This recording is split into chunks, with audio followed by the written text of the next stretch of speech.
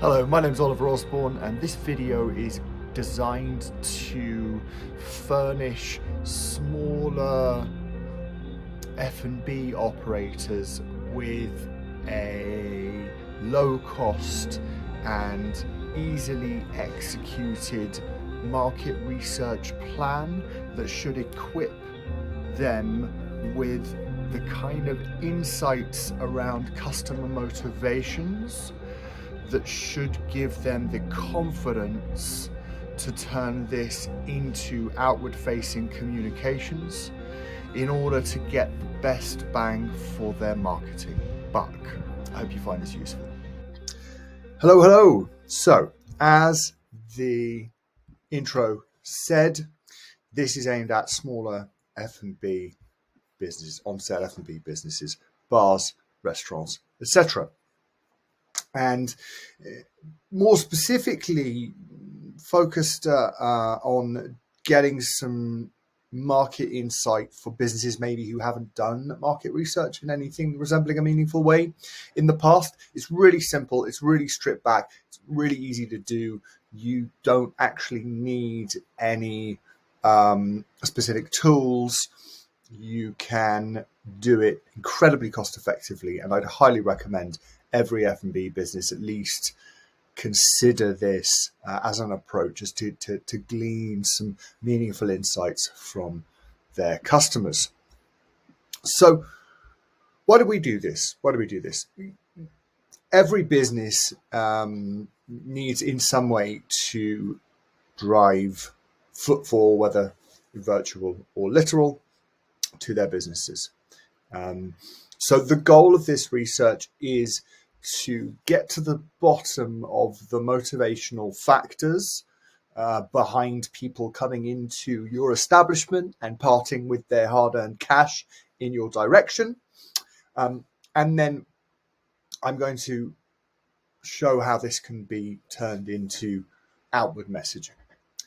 And really, there's what you do outwardly. This will be very much down to you. It'll be your brand, it's your customers. You kind of know the language that you have historically spoken as, through your marketing. So I don't need to tell you that. But what this is going to help you do is just make confident decisions about the core content of this. What will you hang your messaging around? Moving into it. So, diagnosing customer motivations. Like I said, why are people giving you their money? So here's the process.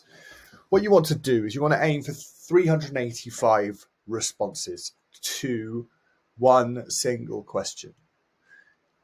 And this can be delivered in multiple different ways. You could literally have someone, if you're a grab and go type operation, you could literally have someone with a notebook at the cash wrap asking this question. If you're a little more high touch, higher service, this could be at the payment stage. If you have someone if you have a maitre d', this could be at the exit stage. You could create, as I worked with an F&B group in Singapore who created these really cool on-brand, cheeky feedback cards. I remember these from the 80s, and it was typically very boring chain restaurants that gave you these very boring feedback cards.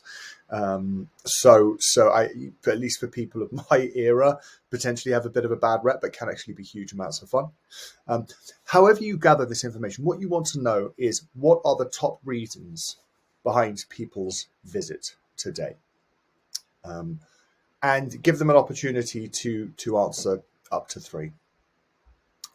So you're going to get back, if everyone answers 3, you've got the best part of 1,200 responses. So you're going to get a lot. And this data will need to be polished up a little bit. So what you will find is that people will often say the same thing in 2 different ways. One person might say squid, one person might say calamari, right? If you haven't use different verbiage for different dishes, they probably mean the same thing, right? And in other times, it'll mean, they might say the seating and someone else might say the upholstery. You know what I mean? Like comfort level, right? So you want to distill this down a little bit, but not so much that it just becomes like very high level, generic, overarching terms. With this done, what you can then do, this will take a little bit of time, but very worthwhile. What you can then do is work out what the top 3 most popular answers have been. And this is going to be what you use as the core messaging for everything going forward. This will become part of what is known in marketing terms as a positioning statement.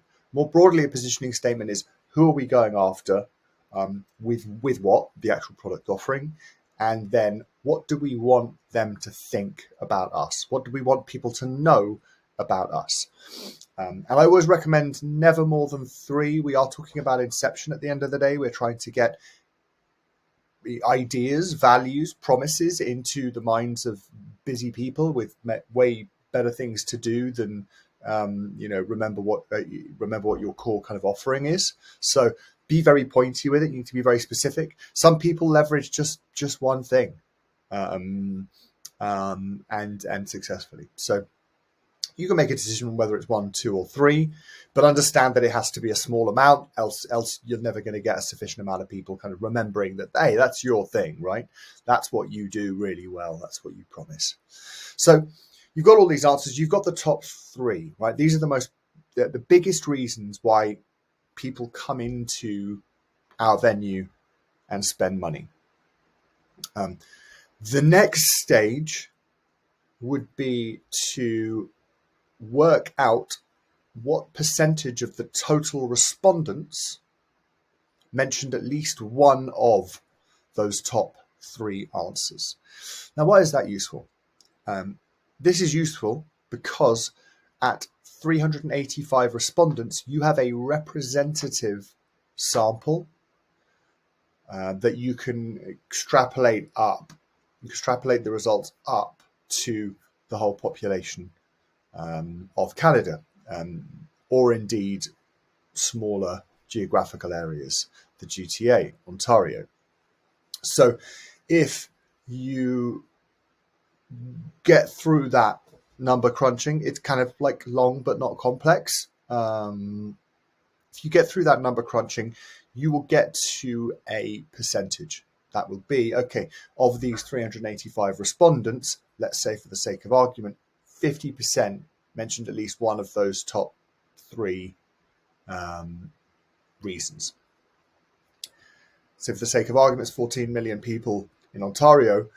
You can assume safely, because it is a representative sample, you can assume that 7 million will be motivated by at least one of those factors, one of those reasons.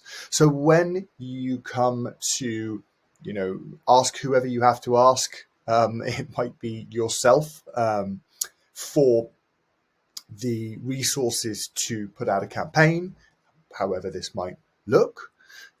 You can do that with the confidence that you have a good idea about why people actually care, like what people actually value from your product offering. And part of the reason why a company does market research, quite apart from the insights, is the confidence it gives people in the decision-making process, rather than marketing being this kind of like stabbing in the dark, or let's see if that works, let's see if this works. I would highly urge all small businesses in general, not just F&B, to get to the bottom of this. Why are people in your business? Why are people here? Why are people spending their money? You're like, we're in a downturn right now. Why are people still coming here? And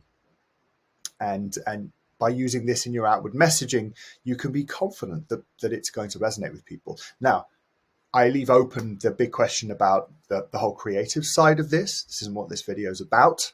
But this could be something as simple as outward-facing posters, on the exterior of your property, flyers, Facebook ads, and the whole other gamut of media options you have. If you stay true to that core messaging, you should tap the best percentage of the market that you can with your messaging, because that's what people actually care about. So this deck is available to you. Just email me. I have my email address in the description of this video. Shoot me a line, say you like the F&B MVP deck, and I'll shoot it over to you. To let you know what my company does more broadly, we focus on strategy. That is diagnosis, enough market research to really start to confidently make strategic decisions. And then we work with the companies themselves to build out these strategies and ultimately provide talent acquisition roadmap, training where necessary. We recruit also, but really set companies up with a guideline for their tactical execution based on proper strategy, on a foundation of real market insights into what the actual humans that will actually support their business actually give a monkey's about. Okay, so hope you found that useful, and reach out if you want to chat.